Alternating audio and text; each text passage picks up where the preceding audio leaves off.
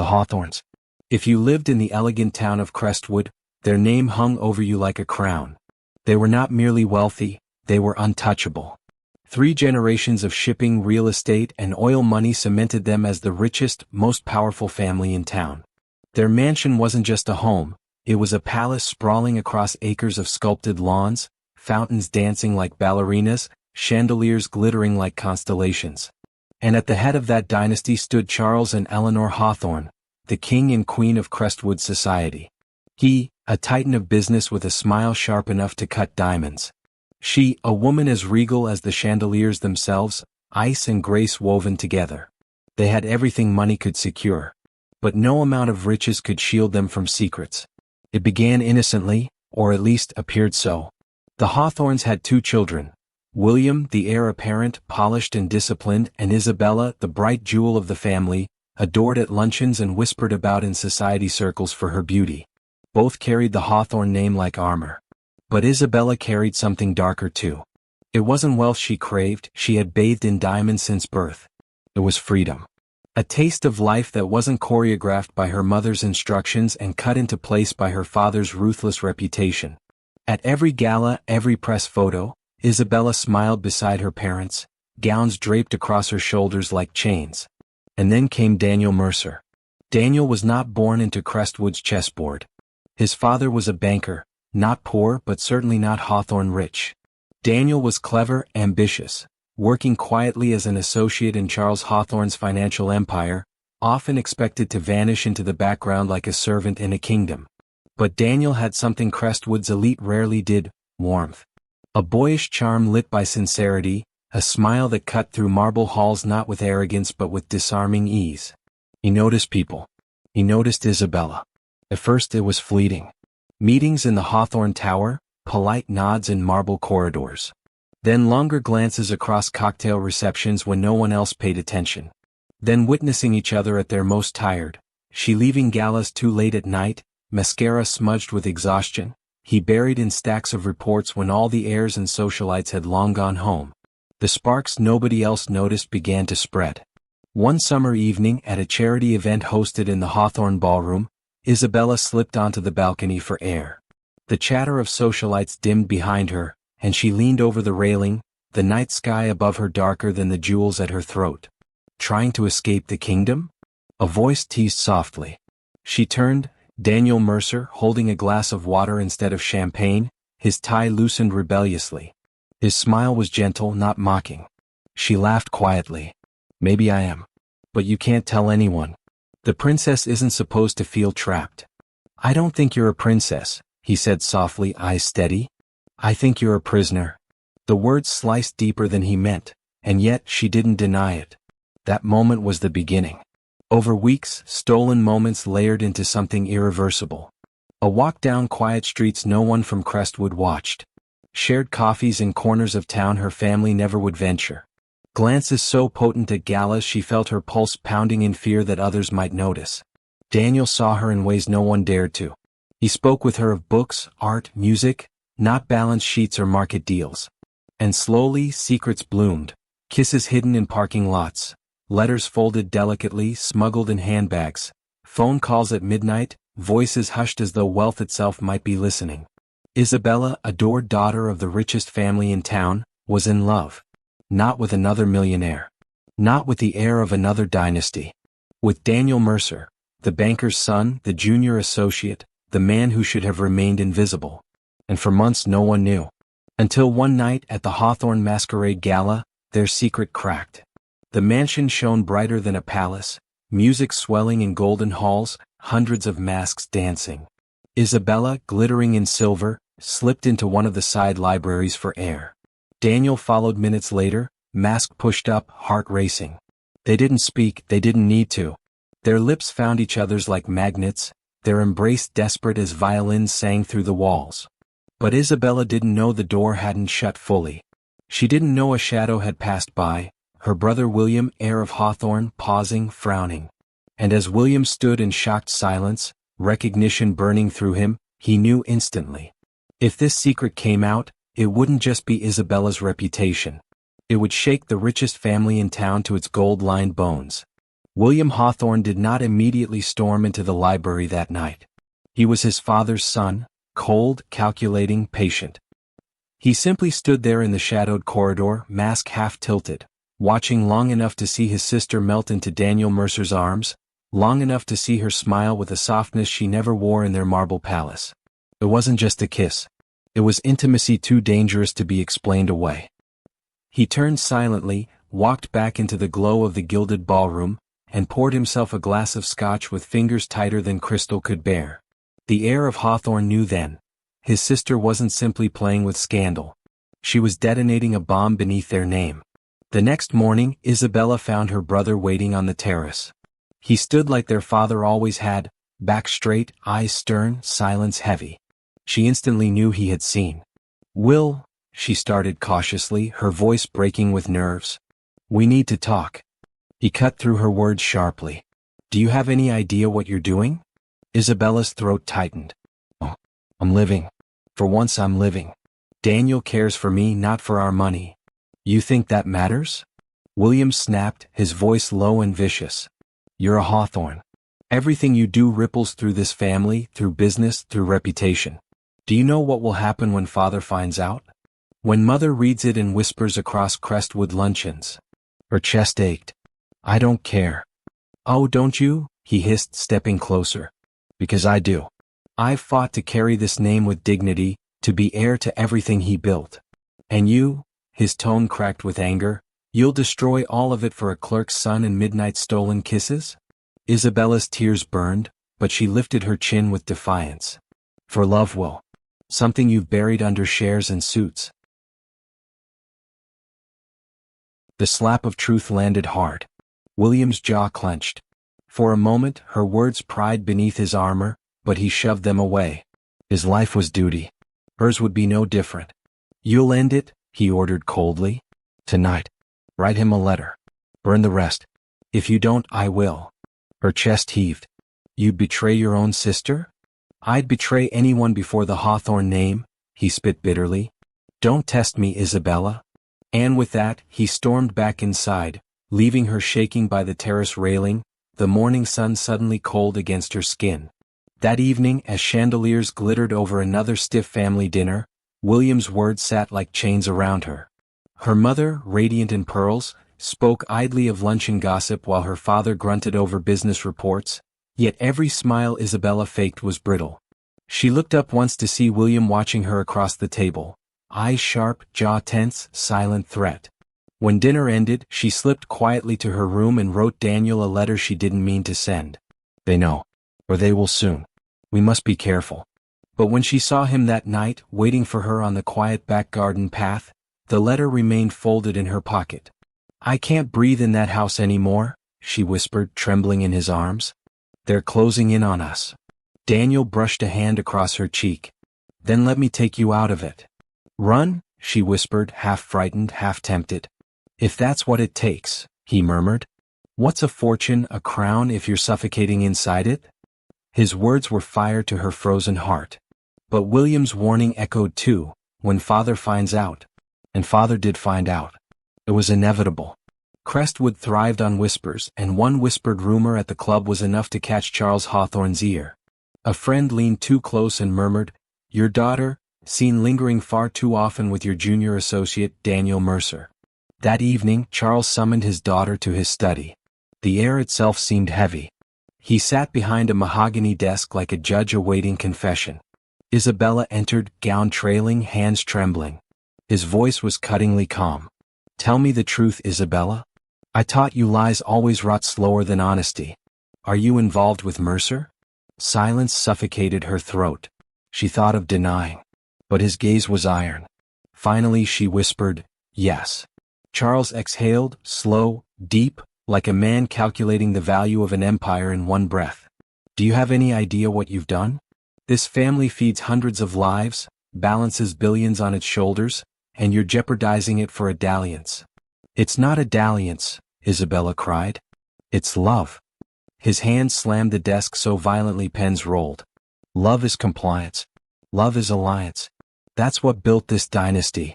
You will end it, or I will end him." Her knees buckled, but she gathered her voice. If you threaten him again, father, you'll lose me. Not him. Me. For a flicker, shock cracked through Charles's iron mask.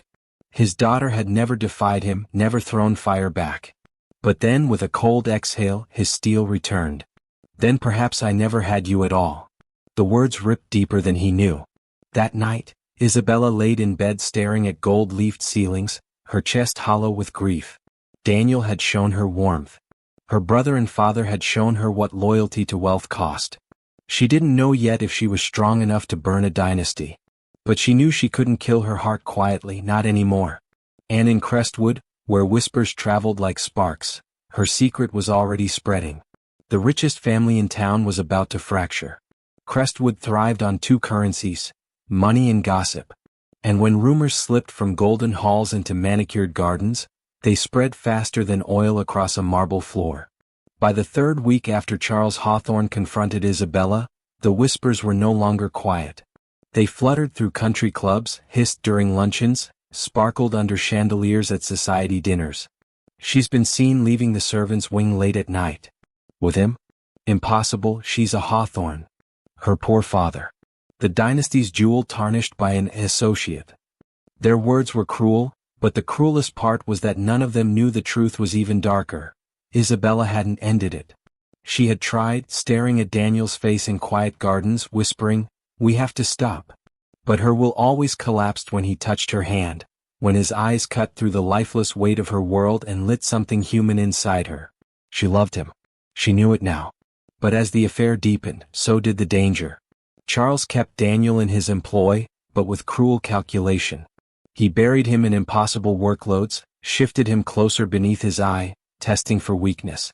Eleanor, Isabella's mother, though silent, grew tighter by the day. Her lips pressed thinner with every rumor at luncheons until silence itself felt like condemnation. And then there was William. Smoldering. Watching. Always. One evening he cornered Isabella outside the dining hall, his voice like a dagger. "Do you think he loves you, Isabella? He loves what you represent. Freedom, rebellion against this crown.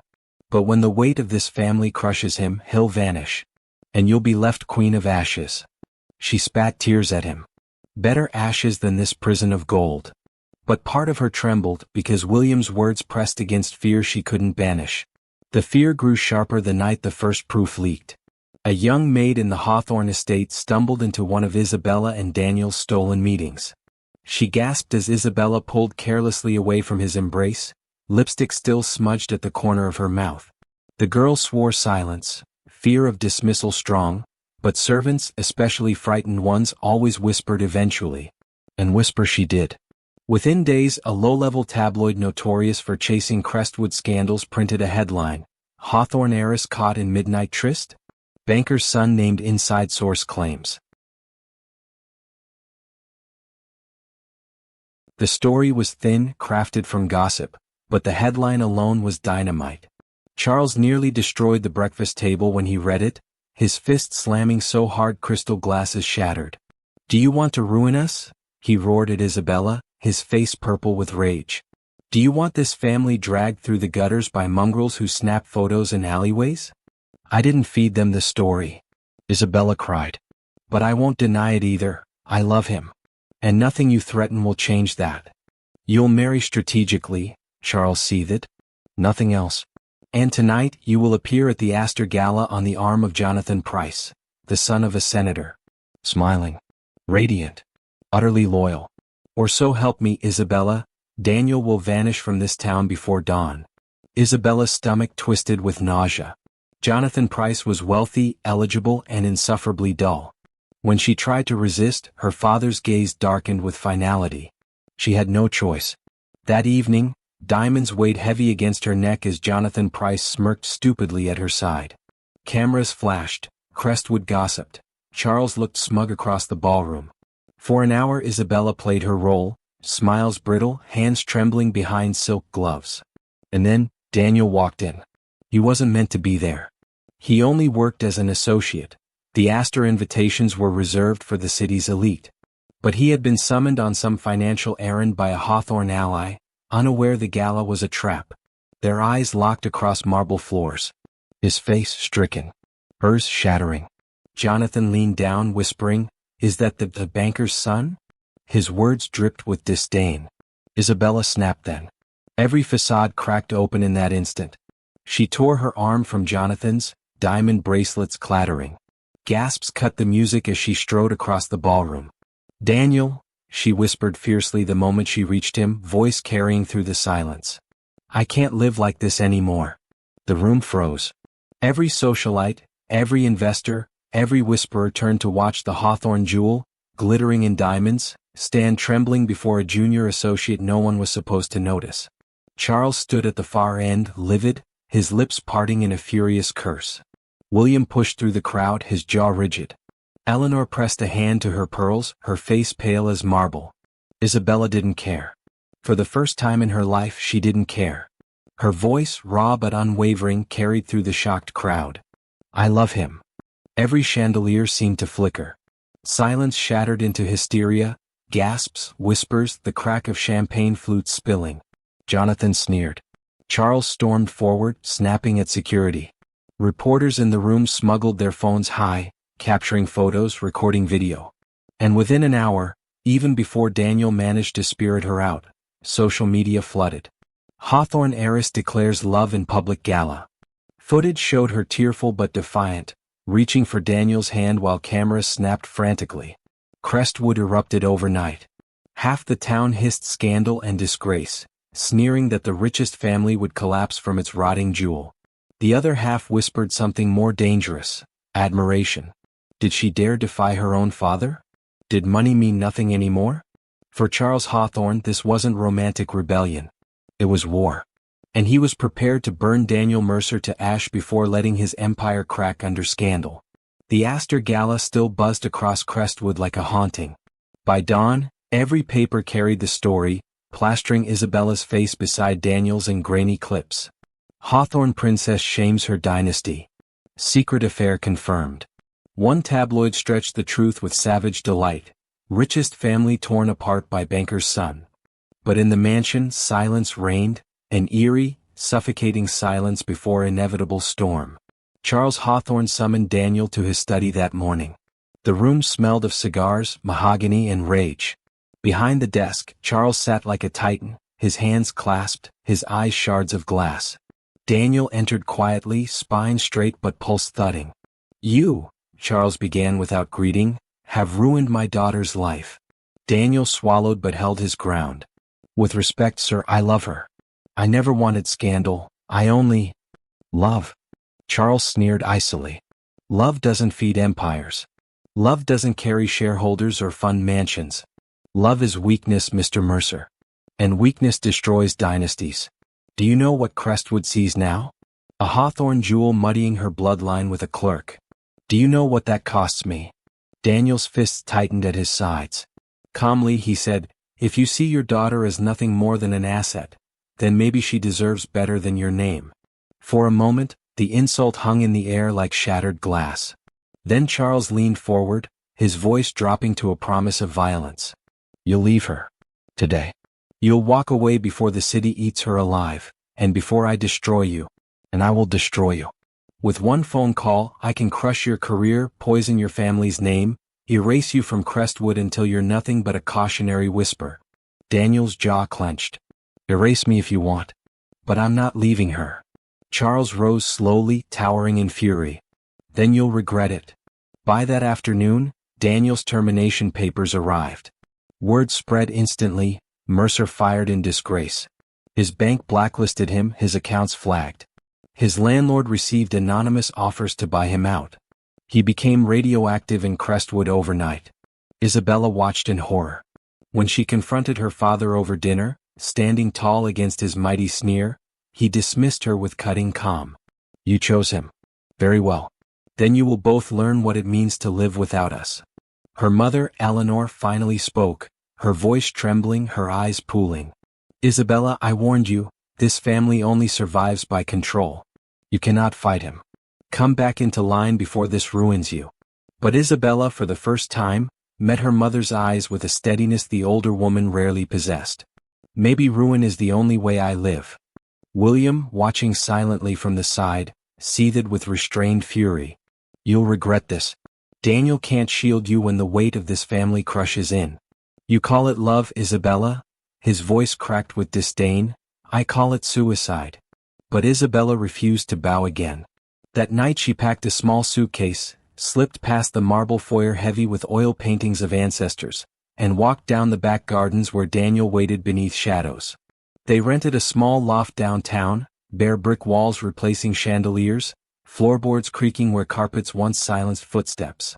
For Isabella, it was pitiful compared to the marble halls, but when Daniel pressed a steaming cup of tea into her hand with weary tenderness, she felt more peace than she ever had in her father's palace. The city outside, however, was merciless.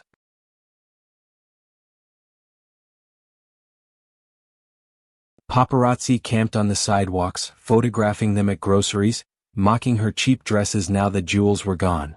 Tabloids delighted in cataloging their fall. Look at the Hawthorne heiress buying milk. From Bentleys to buses, Isabella rose crashes hard. The laughter stung.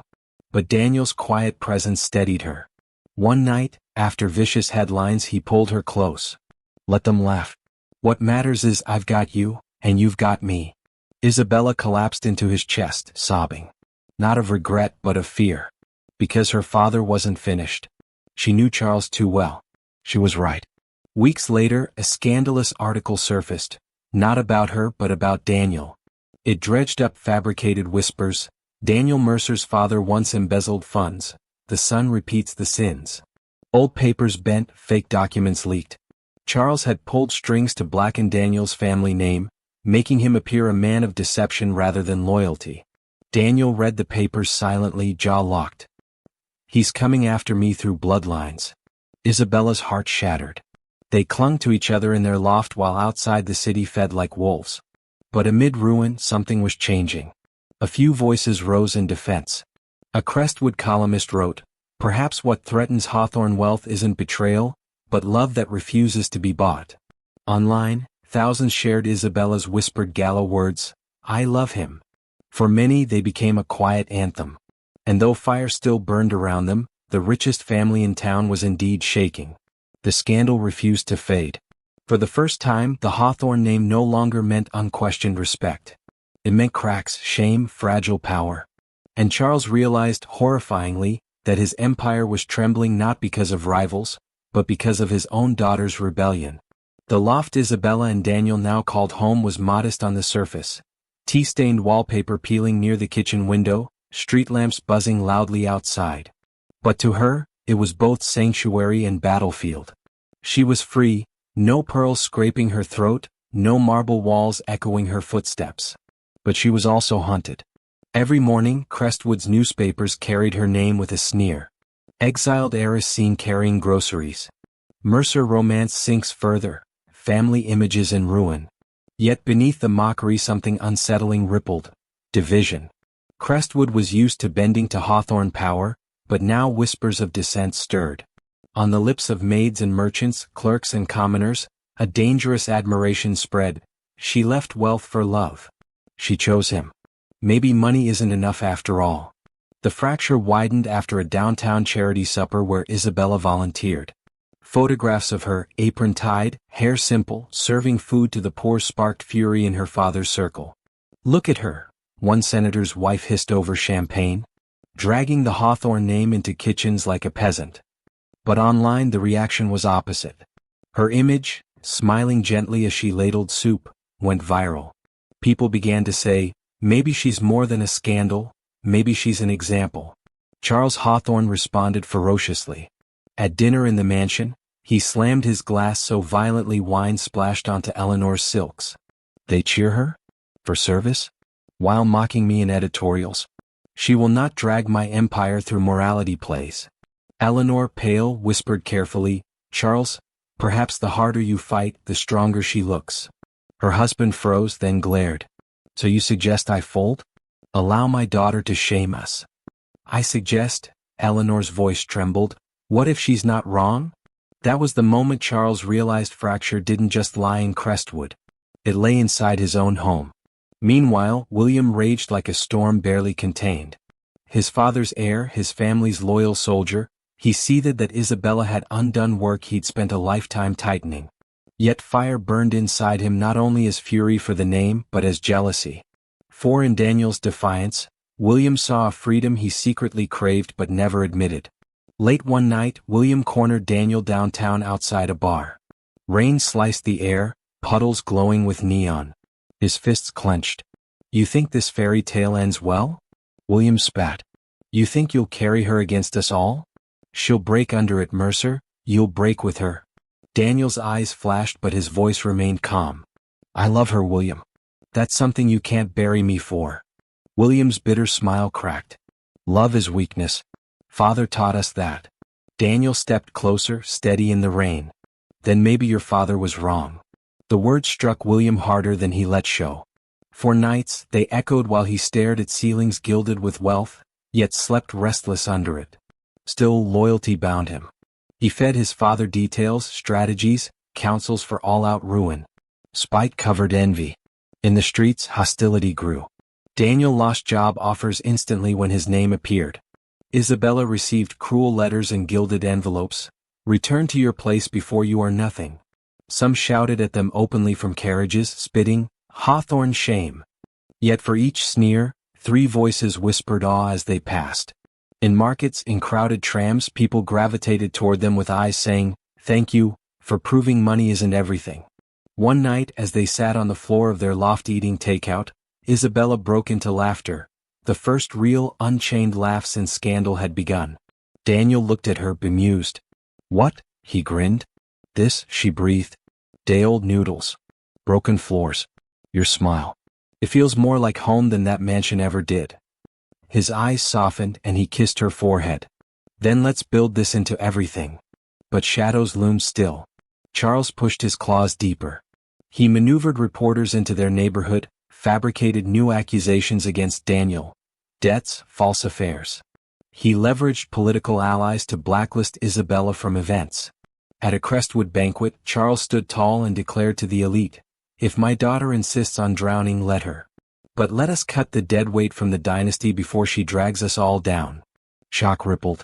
A father disowning his own blood. Society murmured but not all agreed. For the first time voices dared say aloud, "Isn't crushing your own daughter worse than her choosing love?" The Hawthorns were fracturing. Eleanor, torn between loyalty and love, cried alone in gold-draped rooms. William drank heavily behind curtains, torment twisting his chest. Charles raged against newspapers he once controlled. And through it all, Isabella and Daniel clung tighter. But they knew, this was only the beginning. Because a dynasty doesn't fall quietly. It collapses loudly in scandal. And Crestwood had only just begun to watch.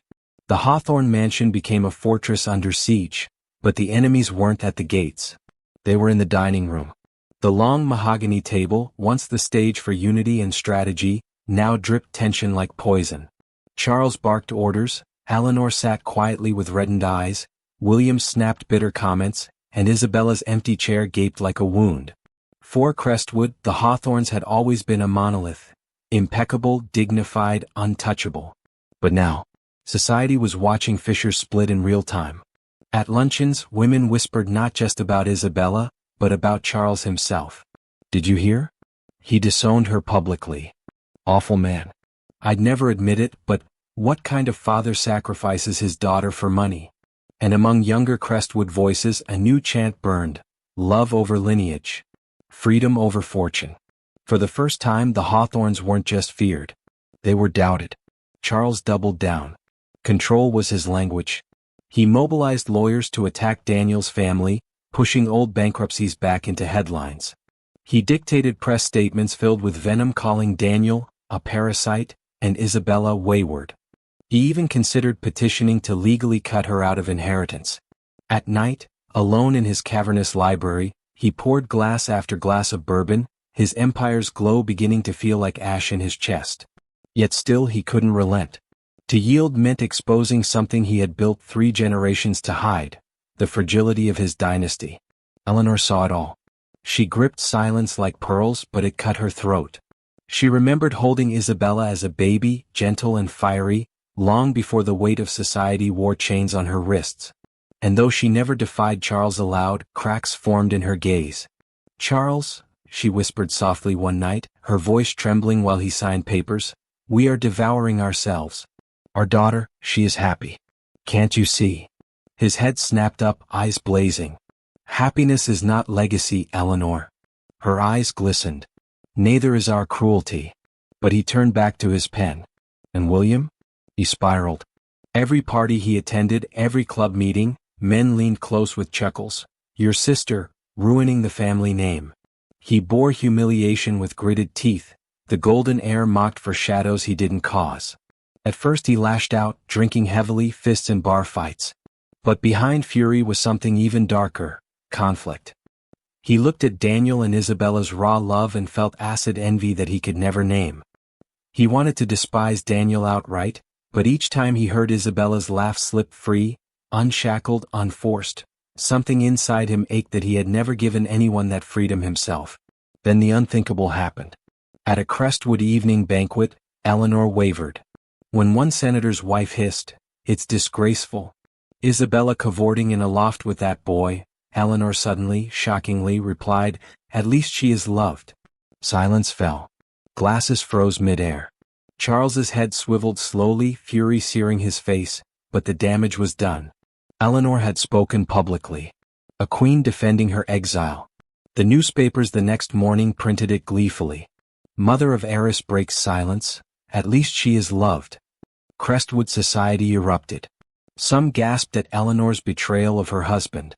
But many, many applauded. Quietly at first, then louder. Common merchants posted papers in shop windows. Young couples sent letters to Isabella thanking her for having a mother who finally spoke truth. Charles's grip cracked further. Within the mansion, Charles unleashed wrath on Eleanor. "You'll undo everything," he thundered. "No," she whispered quietly, trembling yet firm. "I'll save what's left. Because what you're protecting isn't family, Charles. It's stone." For Isabella, reading her mother's words in the paper felt like water after drought. She clutched Daniel's hand in shock. "She defended us," she whispered, voice breaking. His eyes softened, pressing a kiss to her hair. "Then maybe the tide is turning." But William wasn't ready to yield. He stormed into the loft weeks later, no warning, appearing like a thundercloud. Daniel stood tense, protective beside Isabella, but William only poured whiskey into a glass at their table, gaze heavy. "You've ripped everything apart," he muttered darkly. Isabella flinched. "You think I don't know the cost?" "I think you don't care," he snarled. "I carried this family on my back. And now I'm mocked for your choices. Do you even see what you've done?" She rose sharply. "I've saved myself. You mistake chains for crowns." "Chains?" His laugh cracked hollow. He downed the whiskey, slammed the glass down. "At least chains grant certainty. This," he pointed venomously at Daniel, "this is foolishness that will collapse." But even as he snarled, Daniel spoke calmly. "What collapses isn't us. It's the lie you're still carrying." The words sliced colder than Charles's fury. William blanched, his jaw trembling with words unsaid, before storming from the loft into Crestwood's reign. For the first time, the Hawthorne heir looked lost. The scandal had broken outside walls, but now it was burning them from within. A dynasty once untouchable was fraying live in front of the city. The patriarch raged. The matriarch faltered. The heir unraveled. And the jewel, the daughter, held her ground with the banker's son. Crestwood had never seen anything like it. The richest family in town was bleeding. And still the affair blazed hotter. Crestwood hadn't seen true division in decades. Its social lines were usually straight and predictable. Everyone bowed to the wealthiest family in town, the Hawthorns. But now, thanks to Isabella's defiance and Eleanor's slip of truth, Crestwood society fractured. There were those who tightened pearls and whispered, "Atrocity." Old families clung desperately to Charles's narrative. Isabella was wayward, Daniel was an ambitious parasite. They shook heads at luncheons, scolding daughters not to romanticize rebellion.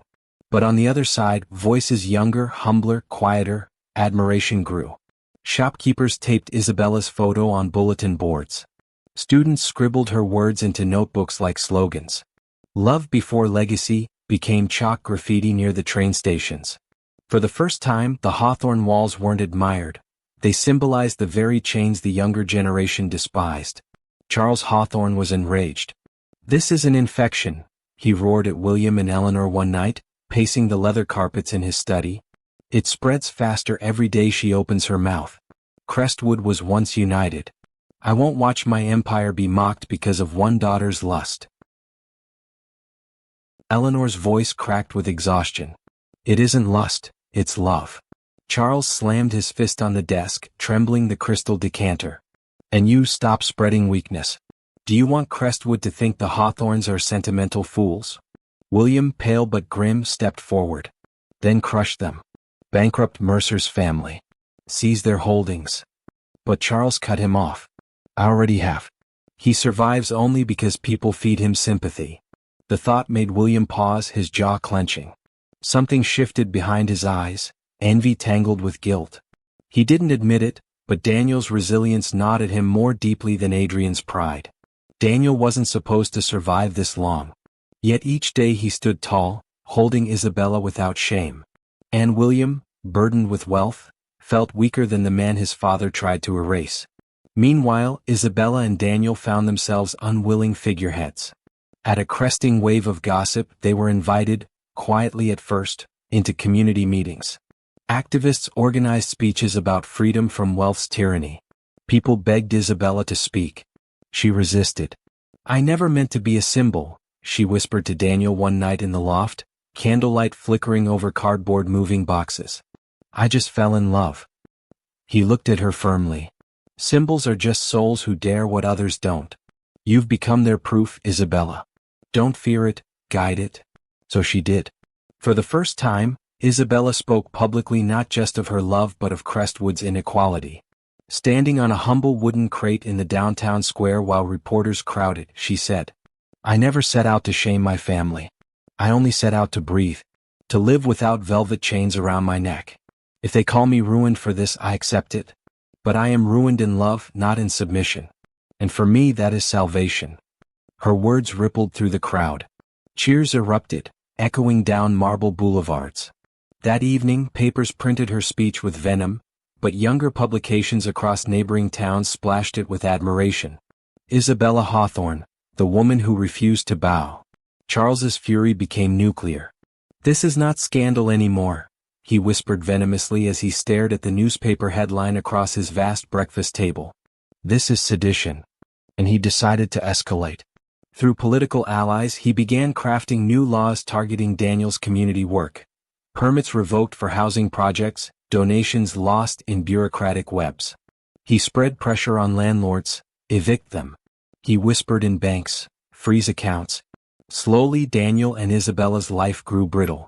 Rent notices piled. Joblessness cut deeper. Even groceries became harder to afford under the weight of fabricated sanctions. Yet through it all they clung. One midnight, when exhaustion hung heavier than rain outside their thin windows, Isabella whispered, "Do you ever regret me?" Daniel's voice was raw. "Never. Not once. You've lost everything. But I gained the only thing worth carrying." He kissed her hair, holding her closer. "Your father thinks survival is legacy. But we're surviving him, Isabella. Every day we outlive his pride. And that is victory." Tears filled her eyes. She realized then, love wasn't their salvation from struggle. It was their armor to walk through it. But even armor dents. William finally broke one evening. Drunk, fragile, torn in ways he refused to admit, he staggered to their loft late at night. Daniel opened the door, instantly on guard. William stumbled inside, scotch heavy on his breath, eyes glassy with vacuumed pride. "You think you've won, Mercer?" he slurred. "My father rages, the town splits, and you sit here saintly? You've lit a fire you can't control. You'll die in it."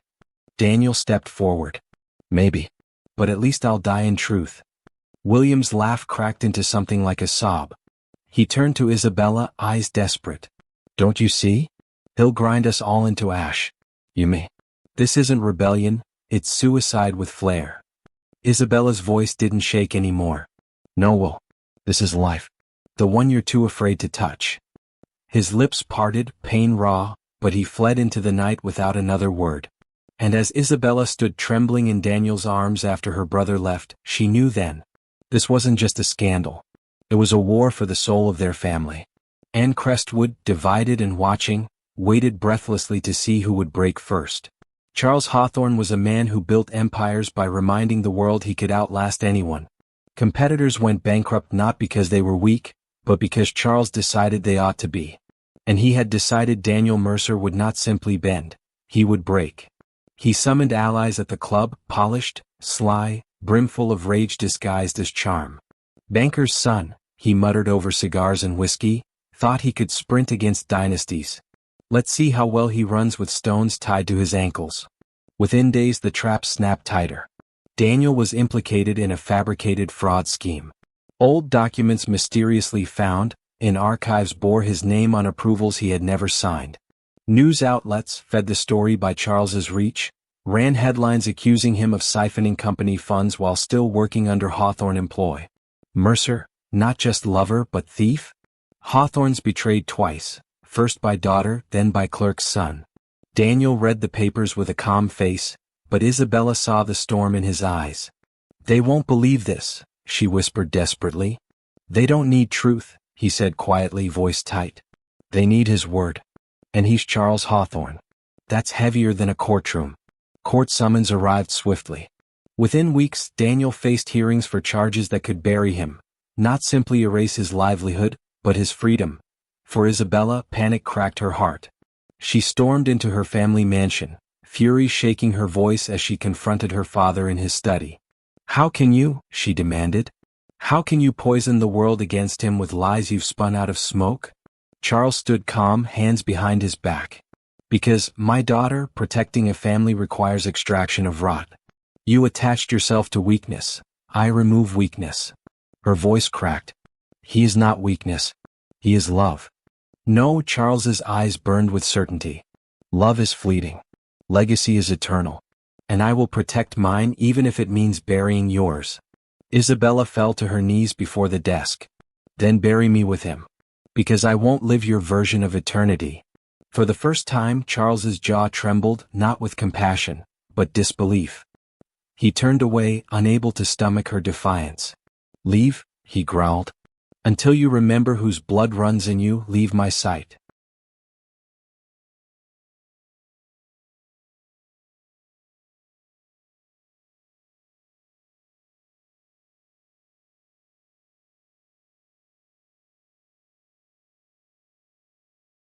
She staggered out, heart-shattering but with resolve welded.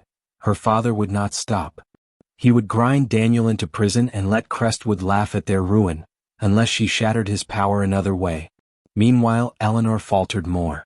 Seeing her daughter's sorrow, she slipped one night to the loft, veiled and hidden. For the first time in years, Isabella hugged her mother, sobbing into her silk coat. Mother, he'll destroy Daniel. He won't be content until he ruins him. Help me.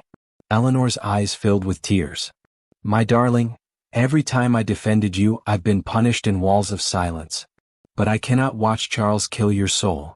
She pressed an envelope into Isabella's trembling hand. His secrets, she whispered. Documents.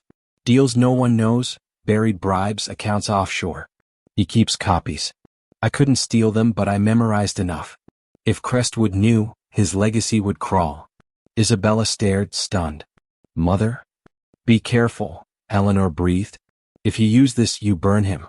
There is no going back. That night, Isabella sat beside Daniel, envelope trembling in her hands. He looked at her silently as she whispered, If I release this, my father falls. His empire cracks. But so does everything I was born of. Daniel took her hands steady. This war isn't about empires anymore. It's survival. He has already chosen to burn us. The question is, do you let him or do you burn back? Isabella's chest heaved. She remembered years of standing silent at her father's side, smiling under chandeliers while suffocating inside. She remembered her brother's cold lectures on loyalty. She remembered watching Crestwood bow to the Hawthorne name as though it were divine. And then she remembered Daniel's touch, simple, honest, void of power games. For the first time she saw not him against the Hawthorns but love against tyranny. Her voice steadied. Then we burn back. The following week, just as Daniel's hearings loomed, Isabella sent copies of her mother's secrets to Crestwood's most ruthless rival newspaper, The only one not under Charles's payroll. Days later the bomb exploded. Front page, Hawthorne wealth built on corruption? Evidence emerges of bribes and offshore accounts. Crestwood went silent, then howled. Politicians scrambled. Investors fled. Even loyalists whispered darkly. But the most damning part? The timing. The scandal against Daniel drowned beneath the new tidal wave, Charles's empire itself cracking under corruption. For the first time his name was synonymous with shame.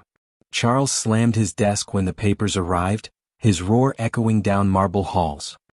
He turned to William, veins bulging. She did this. My own daughter destroyed us. But inside the loft, Isabella sat trembling in Daniel's arms as the world burned louder than ever. There's no going back now, she whispered. Daniel kissed her hair and whispered back, then we keep going forward. The richest family in town was bleeding from the inside out. And for the first time in Crestwood's gilded history, whispers weren't about Isabella's shame. They were about Charles Hawthorne's downfall. Crestwood did not eat its kings gently. When the rival paper published proof of Charles Hawthorne's corruption, the entire town flinched, then pounced. The whispers that once mocked Isabella now shifted upward, sharpening their teeth at the patriarch himself. How long has he been bribing officials? Offshore accounts? And we thought Isabella was the scandal. No wonder he wanted her quiet. Imagine his house stained with truth. For the first time in decades, Charles wasn't feared. He was doubted. And doubt spreads faster in high society than any virus. The fallout was merciless. Investors withdrew in droves, bleeding Hawthorne Industries at its roots. Politicians who once gripped Charles's hand slipped away, voicing shock and disappointment. Even the family's chauffeurs, cooks, and gardeners gossiped open in service quarters. Isabella watched from the loft as headlines rolled in. Every story once painted her as a wayward daughter. But now the gilded spotlight turned fully onto Charles, scandal at the top. The Hawthorne legacy in question. At first she felt a stab of guilt. This was her family, even if cruel, even if domineering. She had helped light this fire, and now her surname itself reeked of disgrace. But Daniel steadied her, his voice low as he pressed her trembling hands. You didn't destroy your family, he whispered. You destroyed its rot. Truth was planted long before us. You just stopped covering it with velvet. Still, the cost showed itself swiftly. Charles wasn't finished. In desperation, he launched his last counterstrike. A televised address from the mansion, cameras capturing his fury beneath chandeliers as he insisted all the documents were fabricated. His voice thundered, polished but frantic.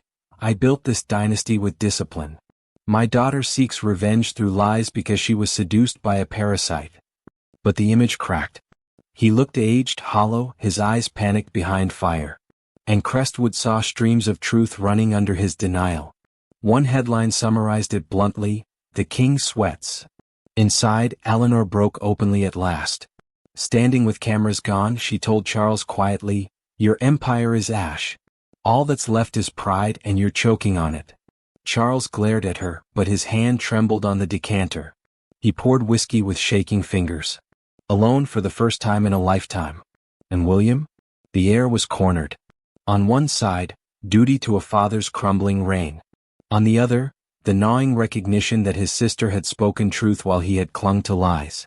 The newspapers dragged him now too, the silent son. What did William know? Late one night he showed up at Isabella and Daniel's loft door. Isabella froze when she opened it, fury brimming. Daniel stepped protectively beside her. But William didn't roar. He looked broken. His pressed suit hung loose on his shoulders, his eyes bloodshot, a man cut in half by too much silence. I can't keep holding him, William muttered, collapsing into the single chair. I look in mirrors now and all I see is his ghost inside me. But you, he looked at Isabella trembling, you chose to break. She exhaled sharply. And you still call it betrayal. He shook his head slowly. No. I see now, maybe it was survival. The words hung strangely, half admission, half lament. For the first time, William's loyalty to legacy cracked enough to show the wound. Envy that Isabella escaped when he still wore the crown. He left before dawn, muttering nothing more. But when Crestwood papers soon announced his sudden absence from a board meeting, Murmurs began that perhaps the heir was faltering too. For Isabella and Daniel, the tide shifted again.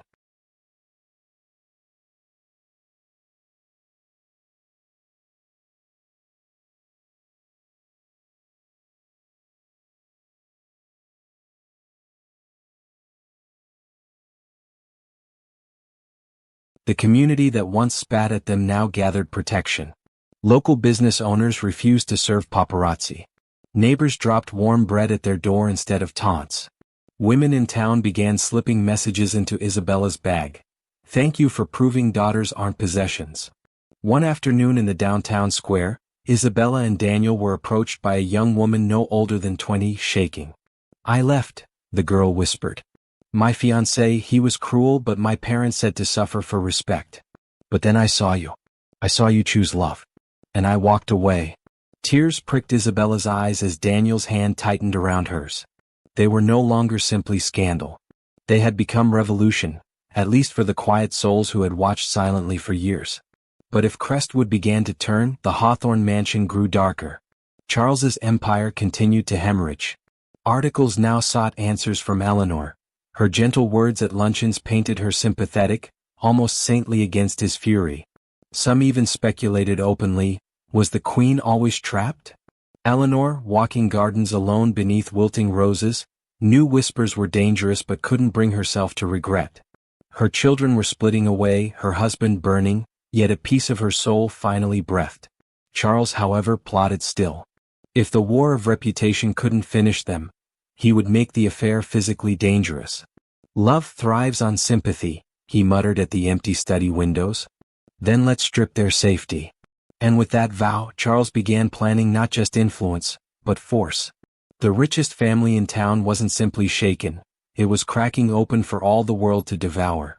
And for Isabella and Daniel, they had no idea that the battle for dignity wasn't finished. It was about to turn deadly. Charles Hawthorne had built empires through boardrooms, contracts, and alliances of steel. But now, stripped of respect and riddled with scandal, his empire tottered. And a man like Charles did not go down quietly. The plan he whispered into being wasn't financial, it was personal. If Isabella and Daniel thrived on sympathy, he would strip them of safety, dignity, and home. He didn't care if it meant the end of him. He cared only that she not win. It began with intimidation. One night, Isabella and Daniel returned to their loft to find the door ajar, the room tossed, their belongings scattered. No valuables missing, just shambles of chaos, a message that force had arrived in their lives. Daniel's jaw tightened as he steadied Isabella, who clutched his arm, pale. "This is him," Daniel muttered. "Charles is done with whispers." They went to police, but Crestwood's department was loyal to Hawthorne money. A shrug, a bland report filed, nothing done. "Could have been hooligans," an officer said, smirking knowingly. But Isabella knew better. She saw her father's hand across the ruins of her dishes, her letters, her privacy. 4 days afterward, shadows followed them. A parked car outside the loft. Men too sharply dressed waiting on corners, eyes lingering. Daniel bristled, protective. Isabella remained defiant but trembled in private, knowing her father still had power to harm. And yet, the storm had grown beyond Charles's control. Because Crestwood no longer feared him. They pitied him. At a town gathering, set to debate infrastructure funding, Charles arrived in all his fury, only to find journalists asking not about deals but about his daughter. "Why terrorize your own blood?" one called out. Charles roared denial, but the performance looked brittle, cracked. A video of him shoving a cameraman went viral with captions, "The King Falls." Inside the loft that night, Isabella listened to the coverage. She shook her head in disbelief, murmuring to Daniel, "He's unraveling." Daniel nodded grimly. But unraveling men are dangerous. The danger cracked days later. As Isabella walked home from a charity reading, 2 men blocked her on the street corner. Their voices dripped with menace. "The girl who ruins dynasties," one sneered. "Your father's patience wears thin." Before they could move nearer, Daniel appeared out of the shadows, fists clenched, fury blazing. He shoved between them, voice thunderous. "Touch her and you'll learn what it means to fall without power." The men hesitated, they had been sent to frighten, not to fight. They slunk into the night as Isabella's knees nearly buckled. Daniel caught her, whispering fiercely, "He's willing to risk shattering even you. We can't just endure anymore, we have to end this." The end came sooner than they expected. Court hearings against Charles, once avoided, were now demanded publicly. Investors betrayed him, allies distanced themselves. Too many damning documents had leaked, too many journalists emboldened by Isabella's fire now dove into financial archives. Charles was subpoenaed for crimes Crestwood once pretended not to notice: bribes, tax havens, dirty back deals. And Crestwood society turned its back. At the season's climactic gala of crowns, Charles stormed in to reclaim dignity. But for the first time applause faltered. Whispers filled the hall, twisted shrugs, women shaking heads. Cameras angled not toward his grandeur, but toward the empty space where his daughter once stood, radiant and defiant at his side. Then the final blow.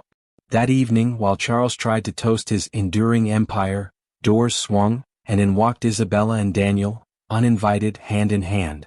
Gasps detonated. "Out!" Charles spat instantly. His voice cracked across the marble. But Isabella stepped forward, her gown modest, her eyes blazing with fire louder than any jewel.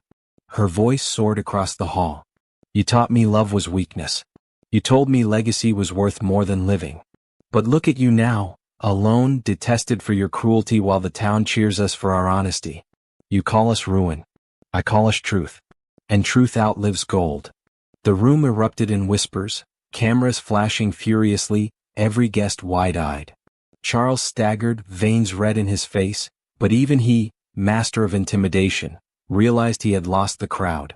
Crestwood society was breaking its allegiance right then in front of chandeliers. His kingdom was collapsing in public.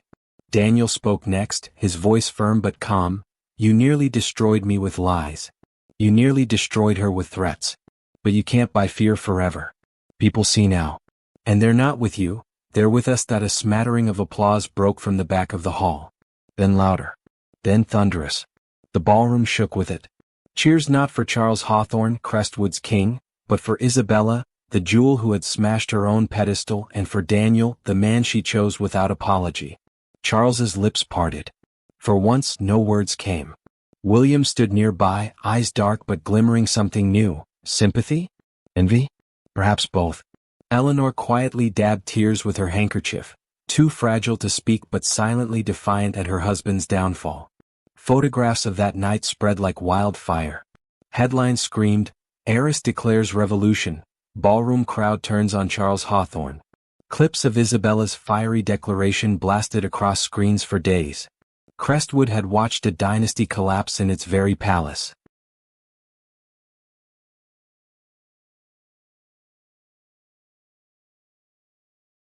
The richest family in town was no longer untouchable. It was fractured, ashamed, drowning. And at its center, Isabella and Daniel stood united. Their love had not just survived scandal, it had become the voice that toppled pride. The affair had begun as secret kisses in the dark. Now it was a revolution glowing under chandeliers, undeniable, irreversible. And Charles Hawthorne's kingdom? It didn't end with grace. It ended with a roar no one believed anymore. The roar of applause from that ballroom wasn't fleeting. It cascaded down Crestwood's corridors, echoing louder than decades of jewels and contracts. From that night on, nothing could cage the Hawthorne scandal back into whispers. Charles Hawthorne's empire collapsed like glass under pressure. One by one, lawsuits no longer bent to his money, courts smelled blood. Investigations widened in scope, to his shady dealings, his quiet bribes, his silencing of workers. Politicians fled his orbit entirely. He retreated to his mansion, curtains drawn like funeral veils, pride smoldering in the dark. Crestwood papers no longer called him king. They called him relic. Eleanor, long silent, made her own quiet rebellion permanent. She stopped attending his dinners. She wrote openly to a women's journal in nearby New Haven, "Daughters are not possessions. Wives are not ornaments. Families break when they forget love." The article spread like brushfire. For Eleanor Hawthorne, it was liberation at last, from Charles, from silence, from the chokehold of pretend perfection. William faced his crossroads too. Once proud heir, he now wandered Crestwood streets in shame, mocked for failures he hadn't caused but for loyalties he couldn't let go of. One night he appeared once more at Isabella and Daniel's door. He looked smaller, his arrogance stripped, his eyes hollow. "I've lived my whole life for father's approval," he confessed hoarsely, rain dripping from his hair. "And when I look back, there's nothing in me left. Except envy that you both broke free while I chained myself harder." Isabella's heart softened, pain carving her eyes. "Then break free now, Will. It's not too late."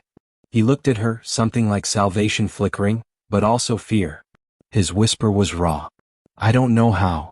Daniel placed a hand on his shoulder. "Start by walking away."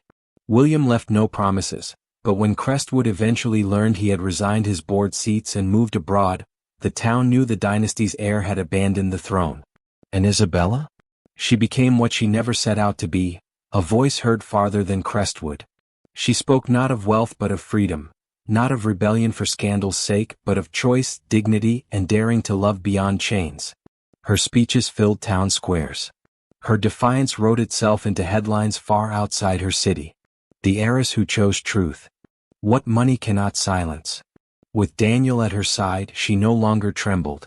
Their loft transformed slowly, worn furniture replaced with gifts from supporters, shelves filled with books and letters from couples who left cruel marriages in her name, students who vowed not to bend their lives into cages of legacy. They married quietly, far from chandeliers, in the very town square where she once whispered that love was not weakness. The ceremony had no pearls, no senators, only neighbors and strangers applauding their courage, Eleanor weeping in the front row, William's seat left empty. Isabella wore no diamonds, only a modest gown, and when Daniel slid a simple band onto her hand, Crestwood erupted in joy. "Do you regret the scandal?" a curious reporter asked afterward, notebook trembling with eagerness. Isabella smiled, tears clinging to her lashes. "No. Scandal is what they call it when a woman chooses freedom. I call it the day I was born." The richest family in town no longer looked the same. Its patriarch, once untouchable, faded into shadows of shame. Its matriarch, once polite and silent, rose in dignity through written truth. Its heir vanished, carrying silent envy of choices he never made. And its daughter, the jewel, became fire. She chose Daniel Mercer, the banker's son, not because it was safe but because it was human. And in that choice she burned tradition, toppled cruelty, and rewrote what strength meant in Crestwood. The affair that began by accident, in hidden kisses on balconies, exchanged glances in mirrors, grew into revolution. It shook not just the richest family in town but the town itself. Years later, as Isabella walked hand in hand with Daniel down Crestwood's market streets, children waved, vendors smiled, and distant patrons whispered still, but not with cruelty now. With awe.